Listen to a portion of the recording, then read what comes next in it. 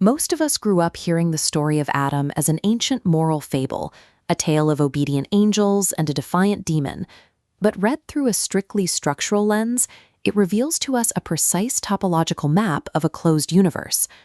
Long before humanity appears, this system is governed by two primal, distinct registers of what the text calls fire. The first is the Malakat, or angels, the constants. Extracted from cool, contained fire, they represent deterministic physical laws, executing universal commands without deviation. The second is the Jinn, the variables. Born from scorching, smokeless fire, they represent kinetic energy, autonomy, and unpredictable deviation. At this level, there is no moral weight. We are simply observing the fundamental physics of constants and variables operating inside a closed system. Yet both of these massive forces share a fatal structural flaw. Neither possesses the light, what the text calls the unseen. The text provides exact diagnostics for this blindness. When King Solomon dies, the Jinn continue to labor for him, unaware he is dead, until a physical worm eats through his staff and his body collapses.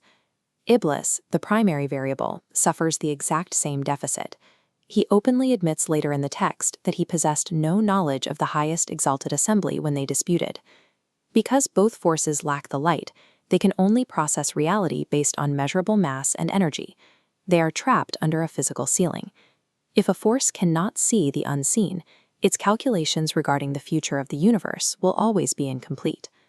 Into this balanced equation, a cosmic anomaly arrives. The system announces the placement of Adam, a fragile vessel of clay, dropped squarely between these forces. The constants react first. The Malakat look at the clay, run the data on its physical trajectory, and predict it will cause corruption and shed blood. They eventually bow, but not because they suddenly understand the clay. They bow because they are hardwired constants. Their submission is compelled by an overriding command. Iblis makes the same physical calculation. He looks at the mass and asserts a simple equation. His fire is structurally superior to Adam's clay. Fire consumes clay. But because he is a kinetic variable, he is not hardwired to submit. He willingly departs from the command. This first refusal stems from field superiority logic. It is the predictable response of a system applying its own rigid laws while remaining blind to the full picture. Here is the most uncomfortable mathematical truth of this universe. Iblis's assumption that humanity would drift toward corruption and physical entropy was correct. The text explicitly states that he proved his assumption true. The vast majority of humanity simply follows this physical drift, validating the kinetic fire's projection. You can track this kinetic fire throughout human history. It eventually scales up and manifests as the archetype of Pharaoh.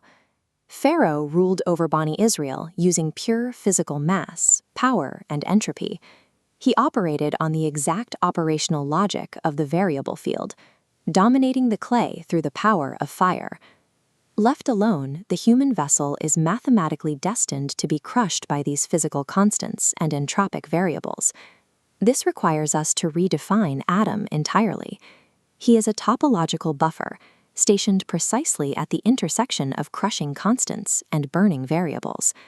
Both fires failed to see the missing variable.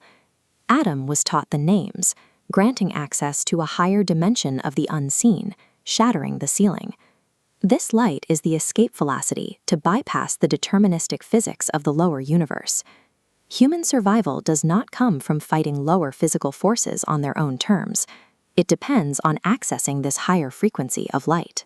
The entire universe laid out in the text is a precise mechanism.